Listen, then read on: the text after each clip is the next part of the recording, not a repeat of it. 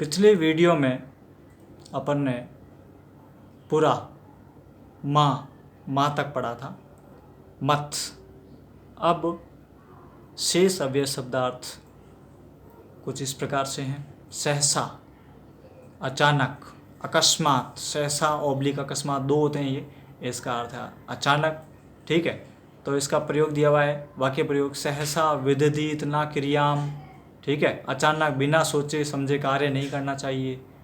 और सहसा का अनेक प्रयोग होते हैं, सहसा अचानक। ठीक है, अचानक के कई प्रयोग हो सकते हैं। राम है सहसा कार्यम करोति, राम अचानक कार्य कर लेता है। इस तरह से ये सहसा का प्रयोग है। बही यानी बाहर, बही यानी बाहर। देखो बही कैसे लिखते हैं, विसर्ग वगैरह ध्यान रखें। ठीक है, अकस्मात में देखो ता हलंत है ये। अधिकतर आपका सहसा का प्रयोग होता है, बही का प्रयोग होता है। अकस्मात चैप्टर वगैरह जो अपने गद्यांश के पाठ हैं उनमें आएगा, उसमें आएगा कहीं कहीं। तो बही बाहर, सह ग्रहात बही भ्रमति, वह घर से बाहर घूमता है। तो बाहर के प्रयोग में देखो ये पंचमी विभक्ति होती है। ठीक है, तो देखो बही अंडरलाइन है, देखो तो ये ग्राहत है, तो यहाँ पे ये बही अव्यय प्रयोग हो गया।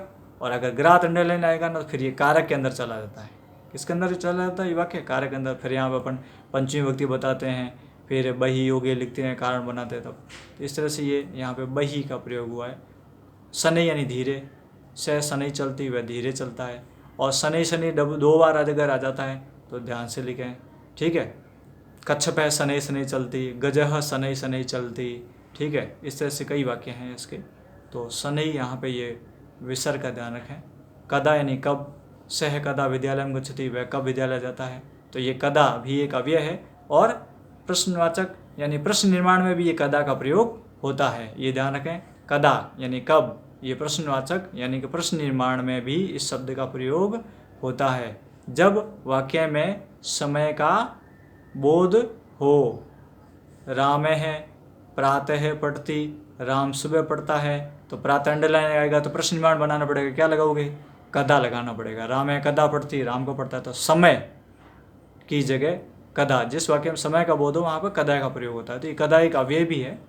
कुतः यानी कहाँ से, ये भी एक हमारा अव्यय है, कहाँ से। कुतः समायतो योगी। ठीक है, तो ये हमारा कहाँ से वाक्य प्रयोग हो गया, कुतः लग गया। कुतः भी प्रश्न निर्माण में भी काम आता है, प्रश्न निर्माण में भी कुतः का प्रयोग होता है, अव्यय है। तो ये एक प्रश्न निर्माण में ये शब्द काम आता है। जैसे गंगा हिमालयात निर्गच्छति, गंगा हिमालय से निकलती है। ठीक है, तो वहाँ पे हम क्या लगाएंगे? कुतः। गंगा कुतः है निर्गच्छति, गंगा कहाँ से निकलती है, कुतः का प्रयोग कर दिया हमने वहाँ पर हिमालयात की जगह।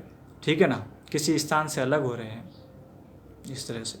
फिर बाद में इतस्तत है, इधर उधर, वह इधर उधर घूमता है। तो इतस्तत का प्रयोग हो गया। अब यहाँ पे देखो इत है तथ है, दो शब्द निकलते हैं, दो शब्द होते हैं। इत है यानी इधर, तथ यानी उधर। अगर अलग अलग पूछ ले इत है तो इधर, तथ है उधर। ठीक है, और इस तरह से सह इतस्तत भ्रमति, वह इधर उधर घूमता है। और ओनली एक तथ्य आता है चैप्टर में, कहीं कहीं पाठों में गद्यांश में तथ्य का प्रयोग होता है। ठीक है, तो उसका अर्थ बाद में भी होता है। अत्र यानी यहाँ, रामे अत्र निवसति, तत्र यानी वहाँ, रामे तत्र क्रीडति यानी वह वहाँ खेलता है, राम यहाँ रहता है। इस तरह से अत्र तत्र का प्रयोग। और एक साथ कभी कभी वाक्यों में ये अत्र तत्र एक साथ, अगर एक ही वाक्य में दो खाली जगह कंटिन्यू है तो वहाँ अत्र तत्र का भी प्रयोग होता है। इदानीम और संप्रति, इदानीम यानी इस समय अब, और संप्रति यानी इस समय अब, इन दोनों के अर्थ एक जैसे ही हैं। दयालय इदानीम क्रीडति, संप्रति गम्यता विद्यालयम। ठीक है, यहाँ पे आप पीछे खड़ी पे लगा देना। फिर यदा, यदा यानी जब, यदा सूर्योदयो भवति सह पाठम पढ़ती, जब सूर्योदय होता है तब वह पाठ पढ़ता है। तो यदा का ये प्रयोग हो गया। ठीक है, फिर कदा, कदा यानी कब। अब देखो हमारा कदा यहाँ पे भी आया था। ठीक है, यहाँ पे भी एक शब्द आ गया है। तो कदा गमिष्यसि, कब जाओगे। तो आपका ये दो बार शब्द आ गया, आप एक बार भी इसको लिख सकते हैं, ऐसा कुछ नहीं है। क्योंकि ये यदा कदा भी कभी कभार साथ में प्रयोग होता है। वाक्य प्रयोग में यदा और कदा भी कभी कभार साथ में आते हैं। पर वाक्य जब आएगा तब उसको पढ़ करके अनुवाद क्या हो रहा है उसका मन में अर्थ करके उसके भाव के अनुसार यदा कदा भी प्रयोग कर सकते हैं एक साथ। इदानीम संप्रति ध्यान रखना, इदानीम और संप्रति इन दोनों का अर्थ है इस समय और अब। तो ये ध्यान रखें। फिर यथा, यथा नहीं जैसा, राम यथा वदति तथैव करोति, राम जैसा बोलता है वैसा ही करता है।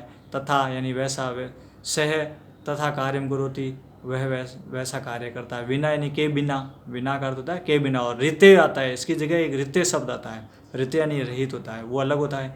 ज्ञानम विना ना मुक्ति, ज्ञान के बिना मुक्ति नहीं, ठीक है। स्व यानी आने वाला कल, अहम स्व जयपुरम गमिष्यामि, मैं कल जयपुर जाऊंगा, तो ये स्व यानी ये है। लिट लकार के साथ में स्व का प्रयोग होता है और लंग लकार धातु के साथ में हय का प्रयोग होता है। लंग लकार की अगर क्रिया आ रही है तो आपका हय का प्रयोग हो रहा है। देखो वाक्य में हय का हो रहा है, हय यानी बीता हुआ काल, तो देखो पीछे लंग लकार की धातु है अपठम, ठीक है। और स्वयं में देखो लिट लकार की गमिष्यामि धातु है, तो लिट लकार का के साथ में क्रिया के साथ में स्व और लंग लकार की क्रिया के साथ में हय का प्रयोग होता है। अधुना यानी आप देखो, अधुना का खाली अर्थ होता है अब, अधुना बाला पठन्ति, कदापि कभी भी अधर्मम ना आचरेत, ठीक है, कभी भी अधर्म नहीं करना चाहिए। तो इस तरह से ये अधर्म का आचरण नहीं करना चाहिए, कभी भी अधर्म का आचरण नहीं करना चाहिए। कदापि का प्रयोग, किम यानी क्या और कैसा, तो यहाँ पर ये सिम सह किम पढ़ती, वह कैसा पढ़ता है ये भी अर्थ है, वह क्या पढ़ता है ये भी अर्थ है, ठीक है। इन दोनों में इसको ये अर्थ प्रयोग। यत यानी कि क्योंकि, ठीक है। रामो अवदत यत सह सर्वम अपश्यति, वाक्य प्रयोग हो गया। यत यानी की भी अर्थ होता है और क्यों की भी अर्थ होता है, यत का प्रयोग ध्यान रखें, ठीक है। कहीं की यूज होगा तो कहीं क्योंकि यूज होगा। ये यत वहाँ आता है, सविनियम निवेदन मस्ती यत, प्रार्थना पत्र में लिखते हैं यत, ठीक है, तो वहाँ पे की अर्थ होता है, ठीक है। कहीं कहीं क्योंकि भी अर्थ होता है, तो ध्यान रखें। यावत यानी जितना और तावत यानी उतना, और एक जब तक तब तक भी अर्थ होता है, लेकिन जितना और उतना ये 10th में आपका यूज होगा ज़्यादातर। 9th में 8th छोटी क्लास में कभी बार वाक्य आएंगे, जब तक राम जब तक खेलता है तब तक मौन पड़ता है, तो यावत तावत का प्रयोग हो गया। यहाँ पर यावत यानी यावत दत्तम तावत भुक्तम, जितना दोगे उतना प्राप्त करोगे या उतना पाओगे।